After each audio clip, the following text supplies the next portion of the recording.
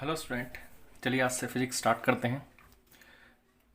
Chapter number 1, electric charge and fields. ये electrostatic का first chapter है। ठीक है, अब हम सबसे पहले पढ़ेंगे इलेक्ट्रोस्टैटिक। What is electrostatic? तो electrostatic is a branch of science, एक ब्रांच है साइंस की। ठीक है, in which we study about forces, electric field, potential arising due to a static charge. Static means जो एक चार्ज फिक्स है, move नहीं कर रहा। ठीक है, ठीक है, जो चार्ज मूव नहीं कर रहा उसने अपने चारों तरफ अपने जैसे दूसरे चार्ज पर जो फोर्स लगाता है उसके बारे में, उसने जो इलेक्ट्रिक फील्ड क्रिएट किया है उसके बारे में, और उसने जो पोटेंशियल क्रिएट किया उसके बारे में हम जब स्टडी करते हैं तो हम क्या पढ़ रहे हैं? इलेक्ट्रोस्टैटिक पढ़ रहे हैं। Electro means electricity, static means जो चार्ज मूव नहीं कर रहा। ठीक है, यानी जो चार्ज मूव कर नहीं कर रहा उसके कारण जो इलेक्ट्रिसिटी जनरेट होती है उसको हम बोलते हैं इलेक्ट्रोस्टैटिक। ठीक है, अब इलेक्ट्रिक चार्ज के बारे में पढ़ते हैं थोड़ा। Electric charge is a characteristics, ये कैरेक्टरिस्टिक्स है। जब किसी बॉडी पर ये डेवलप होता है तो ये बॉडी अपने ही जैसे दूसरे बॉडी को अट्रैक्ट यानी एक फोर्स एक्सर्ट करती है, यानी अटैक करेगी या फिर रिपेल करेगी। ठीक है, इलेक्ट्रिक चार्ज स्केलर क्वांटिटी है, इसकी ऐसा यूनिट कुलम है। कुलम सी से रिप्रेजेंट करते हैं। ठीक है, और चार्जेस को हम हमेशा स्मॉल क्यू या कैपिटल क्यू से ही डिनोट करेंगे। जैसे हमारे पास Q equals to 5 coulomb charge. ठीक है, तो Q हमारा रिप्रेजेंटेशन है चार्ज की, कुलम उसकी यूनिट है। ठीक है, okay. Types of charge. Charge दो टाइप के होते हैं, पॉजिटिव और नेगेटिव। बेंजामिन फ्रैंकलिन ने इसके बारे में बताया। ठीक है, similar charge similar charge repel each other, यानी दो सिमिलर चार्ज अगर पॉजिटिव पॉजिटिव एक दूसरे पर रिपल्शन फोर्स लगाते हैं, और पॉजिटिव नेगेटिव अपोजिट चार्ज होता है एक दूसरे पर अट्रैक्शन फोर्स लगाते हैं, यानी opposite similar charge repel each other and opposite charge attract each other. ठीक है, find force between two charges if Q1 Q2 greater than 0 and Q1 Q2 less than 0। ठीक है, ये हमें दो चार्जेस फाइंड आउट करें, इनके बीच का फोर्स क्या होगा। ठीक है, अगर इन दोनों का प्रोडक्ट ग्रेटर देन 0 है या इन दोनों का प्रोडक्ट लेस देन 0 है। तो देखिए, प्रोडक्ट ग्रेटर देन 0 कब होता है? या तो दोनों चार्ज पॉजिटिव होंगे तो उनका प्रोडक्ट ग्रेटर देन 0 होगा, या दोनों चार्ज नेगेटिव होंगे तब उनका प्रोडक्ट ग्रेटर देन 0 होगा। यानी दोनों चार्ज सेम नेचर के होंगे तभी उनका प्रोडक्ट 0 से बड़ा है। और सेम नेचर यानी सिमिलर चार्ज के बीच में कौन सा फोर्स लगता है? रिपल्शन। इसलिए इन दोनों के बीच में रिपल्शन फोर्स लगेगा। ठीक है, Q1 Q2 दोनों चार्जेस का प्रोडक्ट लेस देन 0 का मतलब है एक चार्ज पॉजिटिव मल्टीप्लाई दूसरा चार्ज नेगेटिव होगा तभी उनका प्रोडक्ट नेगेटिव आएगा, यानी छोटा होगा 0 से, लेस देन होगा 0। तो ये एक पॉजिटिव दूसरा नेगेटिव, दोनों अपोजिट चार्ज हैं, इसलिए इनके बीच का जो फोर्स होगा वो होगा अट्रैक्शन फोर्स। ओके, आगे चलते हैं। How to develop a charge. किसी बॉडी पर चार्ज कैसे डेवलप होता है? हमें पता है कि कोई भी बॉडी न्यूट्रल इनिशियली न्यूट्रल होती है। तो अगर हम एक बॉडी को दूसरी बॉडी पर रब करते हैं, देखिए एक बॉडी को दूसरी बॉडी पर रब करते हैं, जैसे ये बॉडी ए है और ये बॉडी बी। ठीक है, जब इस बॉडी को इस बॉडी पर रब करते हैं तो हो सकता है बी बॉडी के जो इलेक्ट्रॉन्स हैं, क्योंकि इसमें मिलियंस ऑफ इलेक्ट्रॉन्स हैं, वो इलेक्ट्रॉन लूजली पैक्ड हैं। ठीक है, ये इलेक्ट्रॉन लूजली पैक्ड हों और एक इलेक्ट्रॉन टाइटली पैक्ड हों। ठीक है, तो ये जब आपस में रब करते हैं तो बी के कुछ इलेक्ट्रॉन्स इसके ए के ऊपर ट्रांसफ़र हो जाते हैं, क्योंकि ये लूजली पैक्ड हैं और ये टाइटली पैक्ड हैं, तो ए के इलेक्ट्रॉन तो मूव नहीं करते। ठीक है, लेकिन बी के इलेक्ट्रॉन जो लूजली पैक्ड हैं वो ए पर ट्रांसफ़र हो जाते हैं। तो इस कंडीशन में ए हो जाता है आपका नेगेटिव चार्ज, क्योंकि नेगेटिव चार्ज ए पर ट्रांसफ़र हो गया तो ये क्या कहलाएगा? आपका नेगेटिव। और बी आपका कहलाएगा पॉजिटिव, ये हो जाएगा आपका पॉजिटिव, क्योंकि यहाँ से नेगेटिव चार्ज निकल गया, क्योंकि यहाँ पे जितने इलेक्ट्रॉन से उतने प्रोटॉन। अगर एक इलेक्ट्रॉन निकल गया तो एक प्रोटॉन यानी एक पॉजिटिव चार्ज डेवलप हो जाएगा इस पर। अगर एक इलेक्ट्रॉन इस पर आता है तो इस पर एक नेगेटिव चार्ज डेवलप हो गया, इसलिए ए इज नेगेटिव और बी इज पॉजिटिव। ओके, अब हम दो बॉडीज़ को आपस में रब करते हैं तो हमें कैसे ये नॉलेज होगी कि किस पर पॉजिटिव और किस पर नेगेटिव चार्ज आएगा। तो हमें एक इलेक्ट्रोस्टैटिक सीरीज दी गई है जिसमें phenyl, glass, wool, silk, hard metal, hard rubber, sealing wax, resin, sulphur, ये एक सीक्वेंस में है कि जब हम ऊपर से नीचे की तरफ मूव करेंगे और किसी भी दो बॉडी को आपस में रब करते हैं तो ऊपर वाली बॉडी पर पॉजिटिव और नीचे वाली बॉडी पर नेगेटिव चार्ज आएगा। सपोज कीजिए मैंने ग्लास को सिल्क के साथ रब किया तो ग्लास पर पॉजिटिव और सिल्क पर नेगेटिव होगा।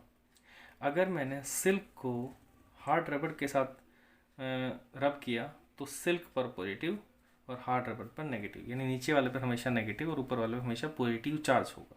ठीक है, ये आपके लिए नहीं। सीलिंग वैक्स को मैं सल्फर के साथ रब करता हूँ तो आपको पता लग गया होगा, सीलिंग वैक्स पर पॉजिटिव चार्ज आएगा और सल्फर पर नेगेटिव चार्ज आएगा। ठीक है, अच्छा कुछ टर्म्स पढ़ते हैं छोटी छोटी। कंडक्टर पता है आपको, charge can move easily in which, जिसमें से हम इजिली चार्ज मूव करा सकते हैं या जिसके अंदर से चार्ज इजिली मूव कर सकता है उसको हम बोलते हैं कंडक्टर। इंसुलेटर जिसमें चार्ज मूव नहीं करता उसको हम बोलते हैं इंसुलेटर। डाइलेक्ट्रिक स्ट्रेंथ, डाइलेक्ट्रिक भी हम इंसुलेटर को ही बोलते हैं। डाइलेक्ट्रिक स्ट्रेंथ का मतलब है कि सपोज कीजिए कि हमारे पास एक दो प्लेट्स हैं, एक पॉजिटिव प्लेट्स और एक नेगेटिव प्लेट्स। ठीक है, इस हमने चार्ज गिवन दिया प्लस प्लस प्लस प्लस इस तरह से, इस पर नेगेटिव नेगेटिव नेगेटिव नेगेटिव, और इनके बीच हमने डाइलेक्ट्रिक डाल दिया यानी इंसुलेटर डाल दिया। ठीक है, अब हम क्या करते हैं, इस प्लेट पर चार्ज पॉजिटिव बढ़ाते हैं, इस प्लेट पर चार्ज नेगेटिव बढ़ाते हैं, तो इन दोनों के बीच में एक फोर्स लगेगा। सिंपली उसको हम अभी डिनोट कर रहे हैं। सपोज मान लिए इलेक्ट्रिक फील्ड है, वो इस फोर्स लग रहा है, हमने और चार्ज बढ़ाया तो और फोर्स लगेगा, इस पर और पॉजिटिव चार्ज देंगे, इस पर और नेगेटिव चार्ज देंगे तो और फोर्स लगेगा। एक टाइम ऐसा आएगा कि फोर्स इतना ज़्यादा हो जाएगा कि ये इलेक्ट्रॉन यहाँ से इस इंसुलेटर को पेनेट्रेट करता हुआ पॉजिटिव चार्ज तक पहुँच जाएगा, यानी इस कंडीशन में आपका इंसुलेटर कंडक्टर बन जाएगा, क्योंकि इलेक्ट्रॉन्स इंसुलेटर के इनसाइड अंदर से मूव कर रहा है, इसलिए ये क्या बन जाता है, कंडक्टर। तो अब इसकी डेफिनेशन समझिए। इलेक्ट्रिक स्ट्रेंथ यानी वो स्ट्रेंथ जब तक ये इस इलेक्ट्रॉन को रोके रहता है, यानी वो मैक्सिमम इलेक्ट्रिक फील्ड जब तक ये अपने अंदर से इलेक्ट्रॉन को पास नहीं होने देता, वो मैक्सिमम इलेक्ट्रिक फील्ड इसकी स्ट्रेंथ कहलाती है। तो देखिए, maximum electric field an insulator with strength without become a conductor, जब तक कंडक्टर बने बिना ये जितना इलेक्ट्रिक फील्ड बियर कर सकता है वो इलेक्ट्रिक फील्ड इसका डाइलेक्ट्रिक स्ट्रेंथ है। ओके, सेमीकंडक्टर में पता है इसकी रेजिस्टिविटी कंडक्टर इंसुलेटर के बिटवीन रहती है, यानी जैसे सिलिकॉन हो गया हमारे पास, जर्मेनियम है। सेमीकंडक्टर जिसमें जीरो रेजिस्टेंस यानी नो रेजिस्टेंस, कोई रेजिस्टेंस नहीं होता। ठीक है, ठीक है, एक क्रिटिकल टेम्परेचर पर मरकरी आपका सुपर कंडक्टर होता है। आगे चलते हैं, चार्ज मास रिलेशन। चार्ज मास रिलेशन में देखिए, हमने कहा दो बॉडी हमारे पास है, एक बॉडी ये और एक बॉडी ये, हमने दोनों बॉडी को आपस में रब किया, body A and body B. अभी हम जस्ट बताया था हमने आपको। सपोज कीजिए कि ए के जो इलेक्ट्रॉन्स है वो टाइटली पैक्ड हैं और बी के इलेक्ट्रॉन लूजली पैक्ड हैं, तो इलेक्ट्रॉन यहाँ से जब हम इसको रब करेंगे तो यहाँ से इलेक्ट्रॉन ऐसे ट्रांसफ़र हो जाएगा। ठीक है, रब करेंगे तो ट्रांसफ़र हो जाएगा। ओके, अब हमें पता है कि आपका जो ए है, ए जो हुआ वो नेगेटिव चार्ज हुआ, चार्ज बॉडी हो गई, और बी हो हमारे पास हुई पॉजिटिव चार्ज बॉडी। अब ज़रा ध्यान दीजिए, charge can not exist without material, बिना मटेरियल के चार्ज एग्जिस्ट नहीं करता, मटेरियल पे ही होता है चार्ज। ठीक है, अब देखिए, अब आप बताइए मुझे कि ए बॉडी ज़्यादा हैवियर है या बी। तो हमने कहा जब इलेक्ट्रॉन्स मूव करता है तो अपने चार्जेस, अपने मास को भी लेकर जाता है, तो ए पर मास ज़्यादा हुआ या बी पर, तो हमने कहा A is heavier then, A is heavier then B. ठीक है, ये चार्ज मास रिलेशन है, यानी चार्ज अगर negative body, that means negative body is more heavy then positive body. Clear हो गया ये चीज़। आगे चलते हैं, अब हम बात करते हैं इलेक्ट्रोस्टैटिक इंडक्शन। इलेक्ट्रोस्टैटिक इंडक्शन क्या है, तो देखिए, phenomena of polarization of charge in a body when a charge body is present near it is called electrostatic induction. यानी किसी अनचार्ज बॉडी के पास अगर हम चार्ज बॉडी को ले आएँ तो अनचार्ज बॉडी में चार्ज को पोलराइज कर देना, चार्ज को डेवलप कर देना विदाउट फिजिकल कॉन्टैक्ट, हम कहते हैं इलेक्ट्रोस्टैटिक इंडक्शन। इसमें कोई फिजिकल टच नहीं होता। सपोज कीजिए कि हमारे पास एक स्पेयर है, उसको मैं इंसुलेटिंग पैड के ऊपर रखा हुआ है। ठीक है, और उसके पास मैं एक ग्लास रोड, जो पॉजिटिव ग्लास रोड है, उसको लेकर आता हूँ। तो इसमें बहुत सारे चार्जेस हैं पॉजिटिव और नेगेटिव। जब मैं इसके पास लेके आता हूँ तो नेगेटिव चार्ज इस वाले पोर्शन में इकट्ठे हो जाते हैं, क्योंकि ड्यू टू अट्रैक्शन, और ड्यू टू रिपल्शन जितने पॉजिटिव चार्ज होंगे वो सारे इस वाले पोर्शन में आ जाएंगे। ठीक है, इस वाले पोर्शन में, क्योंकि वो इससे मैक्सिमम डिस्टेंस बनाना चाहते हैं। तो इधर रास्ता नहीं है, इधर एयर है, तो एयर क्या है आपकी इंसुलेटर, तो इंसुलेटर के कारण ये बाहर नहीं मूव कर सकते। ठीक है, चार्ज मूव नहीं कर सकता, इसलिए इससे मैक्सिमम डिस्टेंस बनाते हैं। तो ये मैक्सिमम डिस्टेंस इसके बाहरी सरफेस पर आ जाते हैं। ओके, अब हम क्या करते हैं, इस वाले सरफेस को उठाकर हम अर्थिंग कर देते हैं। तो देखिए अर्थिंग का मतलब इसको एक पाथ मिल गया मूव करने का चार्जेस को। तो यहाँ से अर्थिंग करने से ये न्यूट्रलाइज हो जाते हैं चार्ज क्या हो गया, न्यूट्रलाइज। अब ये चार्ज यहाँ से पॉजिटिव चार्ज फिनिश। अब हमारे पास क्या बाउंड है, अब इस पॉजिटिव चार्ज, इस ग्लास रोड के साथ नेगेटिव चार्ज बाउंड है। जैसे हमने ग्लास रोड को रिमूव किया तो ये आपका नेगेटिव चार्ज यूनिफॉर्मली डिस्ट्रीब्यूट हो जाता है। अब देखिए ये हमारी अनचार्ज स्पेयर था। ठीक है, और ये क्या बन गया हमारे पास, चार्ज स्पेयर, नेगेटिव चार्ज हो गया। अगर हम इसको पॉजिटिव चार्ज करना चाहते हैं तो ये रोड आपकी नेगेटिव होनी चाहिए, ग्लास रोड आपकी कैसे होनी चाहिए, नेगेटिव। तो यहाँ से पॉजिटिव चार्ज बाउंड हो जाएगा, हम नेगेटिव चार्ज को अर्थिंग कर देंगे तो यहाँ पॉजिटिव चार्ज यूनिफॉर्मली डिस्ट्रीब्यूट हो जाएगा और हम इसको पॉजिटिव चार्ज भी बना सकते हैं। हमने विदाउट फिजिकल टच किया है ये। ठीक है, इसी को बोलते हैं इलेक्ट्रोस्टैटिक इंडक्शन। ओके, आगे चलते हैं। Basic properties of charges, basic properties of charges. ठीक है, सबसे पहले एडिटिविटी ऑफ चार्जेस, यानी चार्जेस को हम सिंपल अलजेब्रा रूल से ऐड या सब्ट्रैक्ट कर सकते हैं। सपोज कीजिए कि बॉडी पर -5 coulomb, 2 coulomb, 3 coulomb, -2 coulomb charges हैं, तो उस पर टोटल चार्ज कितना होगा, तो टोटल चार्ज होगा -5 कूलम +2 कूलम +3 कूलम -2 कूलम।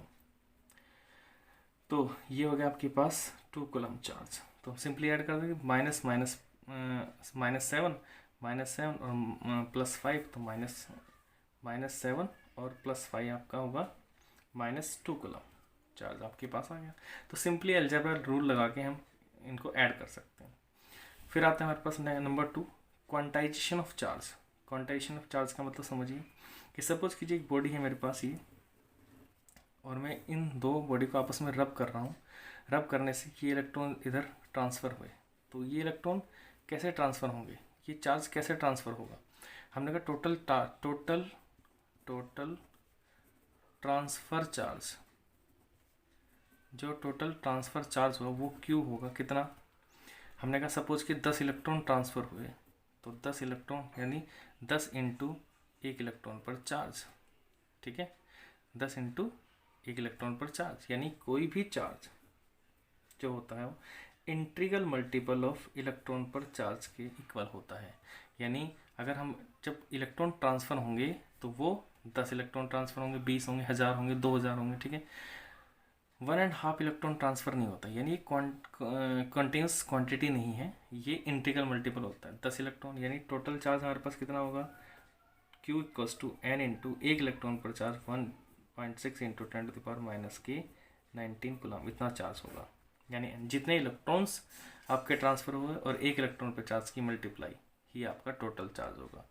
तो charge is not continuous quantity, it is integral multiple of charge on electron. Electron पर जितना चार्ज है उसका integral multiple, 1 electron, 2 electron, 10 electron, 20 electron, 30 electron, इस तरह से चार्ज ट्रांसफ़र होता है। ओके, कंजर्वेशन ऑफ चार्ज, जिस तरह से एनर्जी कंजर्व रहती है, मोमेंटम कंजर्व रहता है, इसी तरह कंजर्वेशन का रूल फॉलो करता है चार्ज भी। कैसे, isolated means individual charge can neither be created nor be destroyed. ध्यान रखना, इंडिविजुअल मतलब एक चार्ज को ना तो हम क्रिएट कर सकते हैं, ना ही हम डिस्ट्रॉय कर सकते हैं। Charge can be transferred. ठीक है, दूसरा रूल देखिए, पहला चार्ज को ट्रांसफर किया सकते हैं, charge can be created, charges can be created in pairs, वो हमेशा पेयर्स में ही क्रिएट होते हैं, पेयर्स। ओके, थैंक यू, यहाँ तक आपको क्लियर हो गया होगा। अब ये कैसे पेयर्स में क्रिएट होते हैं इसको हम नेक्स्ट क्लास में डिस्कस करेंगे। Okay, thank you.